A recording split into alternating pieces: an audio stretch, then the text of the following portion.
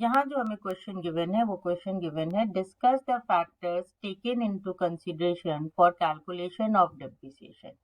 That means we have to tell that what factors are considered while calculating depreciation.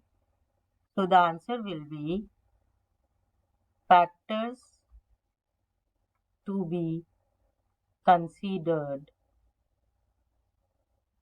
are, यानी depreciation calculate करने के लिए हम जिन factors को कंसीडर करते हैं उसमें सबसे पहला फैक्टर होता है कॉस्ट ऑफ एसेट.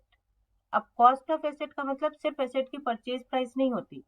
एसेट को परचेज करके उसको इंस्टॉल करना, उसको अब जहां हमें उसको यूज करना है वहां तक लाना, वो सारा खर्च इस कॉस्ट में इंक्लूडेड होता है. मतलब कॉस्ट ऑफ एसेट मतलब एसेट को परचेज करके उसको यूजेबल बनाने तक का खर्च कॉस्ट ऑफ एसेट कहलाता है.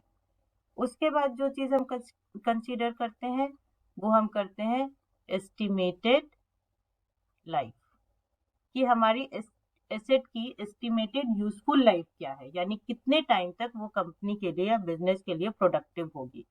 ये हम नंबर ऑफ आवर्स में भी निकाल सकते हैं, नंबर ऑफ ईयर्स में भी निकाल सकते हैं, नंबर ऑफ प्रोडक्शन यूनिट्स में भी निकाल सकते हैं कि इस एसेट से कितना प्रोडक्शन मिलेगा. किसी भी फॉर्म में हम इस एस्टिमेटेड लाइफ को कैलकुलेट कर सकते हैं. और जो थर्ड पॉइंट होता है वो होता है रेसिडुअल वैल्यू या सैल्वेज वैल्यू या स्क्रैप वैल्यू. यानी जब एसेट की यूजफुल लाइफ खत्म हो जाएगी और हम उसको स्क्रैप करते हैं तो फिर वहां से हम क्या अमाउंट रियलाइज कर सकते हैं.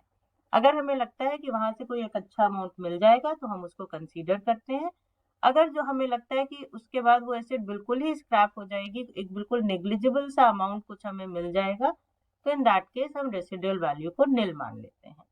तो ये 3 फैक्टर्स होते हैं जो कंसीडर किए जाते हैं डेप्रिसिएशन कैलकुलेट करते समय. Hope this is clear to you.